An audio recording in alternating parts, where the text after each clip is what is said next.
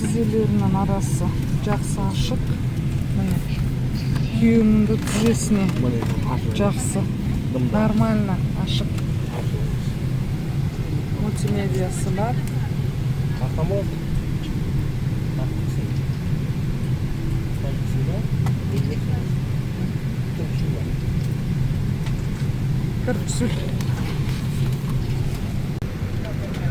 Түркше, ағылшынша, орысша, немісше,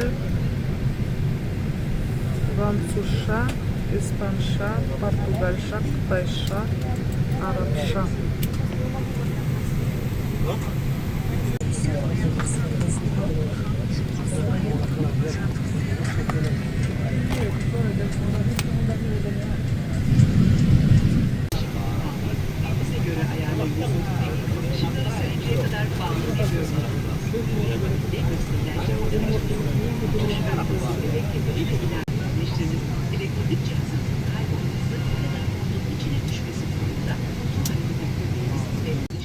Жаңа мынаны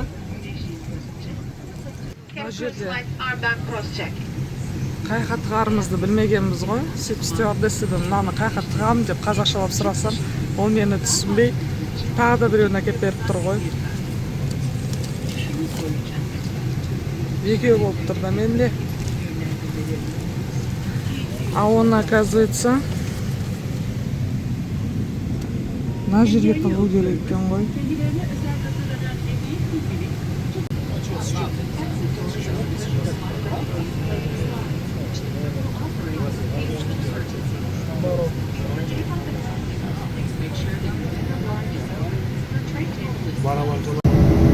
Мына жерде информация о полете тұр. Бізге әлі 4 сағат 43 минут ұшу керек екені туралы жазылып тұр. Және Истанбул қаласы мен Түркістан қаласының уақыттары көрсетілген. Біз Түркістаннан азанғы уақытта ұшқан соң бізге Turkish Airlines завтрак берді. Осындай кішкентай ыдыста, пластиковый ыдыста су бар. Мен тағы да өзіме кола құйдырып алдым. Ал мынаның ішінде йогурт бар. Холодильникте ұстаған екен, мұздай болып тұр. Мынаның ішінде овощи, помидор, огурцы, оливки, брынзасы бар.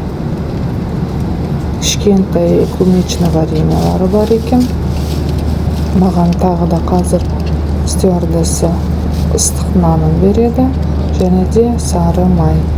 Turkish Airlines'та азанда завтрак, обедте басқа тамақ, және де ужинға басқа тамақ болып обязательно бөлінеді. Завтракке болар обычно слоеное тестода творог қосылған запеканка береді, және қуырылған шпинат. Түріктер өзі негізінде өте жақсы көреді овощиді көп жегенді.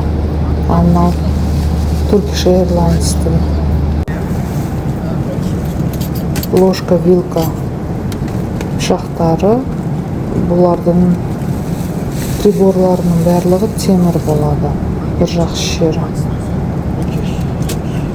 Өте ыңғайлы. Бірақ маған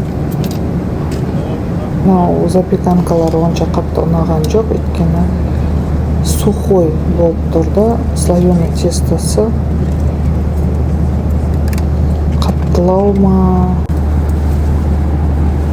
Мен тек қана овощиларын жедім, огурцы, помидор, сыр, және осы нанға сары май жағып жедім. Оливкасы бар, брынзасы, сыр бар, және бір кусочек огурцы и помидор. Бізге Turkish Airlines екінші перекус берді. Осындай пейнерли сэндвич берді. Пейнерли дегеніміз сырны деген сөз. Ішінде ірімшігі бар сэндвич. Қонарға 1 сағат қалған кезде берді оны. Осындай влажный салфеткасы, сухой салфеткасы бар. Және мен қатты шөлдеп тұрған соң өзіме тек қана су құйдырып алдым. Turkish Airlines'ның сэндвичінің ішінде ірімшігі, қызыл перец, болгарский перец қосылған екен, және астында кішкене листья салата бар екен. Өте дәмді. Turkish Airlines авиакомпанияларының самолеттерінде көбісінде осындай мультимедиа болғанымен, ол мультимедианың ішінде қазақша перевод мүлдем жоқ, ал орысша өте аз.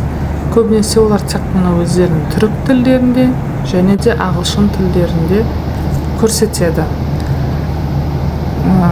Кинолары, мультиктері, музыкалары маған қызықты болмаған соң, мен тек қана осындай информация полете қарап отырдым. Бұл Истанбул қаласына қанша уақыт қалған туралы информация беріп отырды, және қанша жылдамдықпен ұшып бара жатқан туралы белгілі болып отырды, және қай қалалардың үстінен ұшып бара жатқанымыз туралы жазылып отырды.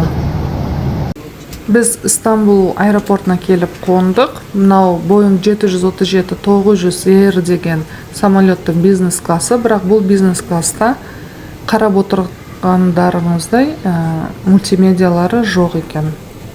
Бізді Рукавқа келіп қосты. Біз қазір самолеттен шығып бара жатырмыз. Мен посадканы түсіре алған жоқпын, өйткені біз Түркістандағы регистрацияға кеш келген соң, иллюминатор жақтағы орындар бос қалмаған екен. Мен проход жақта отырғаным үшін посадканы, снижениені түсіре алған жоқпын. Ал келесі менің видеом осы Истанбул аэропорты туралы болады. Келесі менің видеомда кездескенше сау болып тұрыңыздар.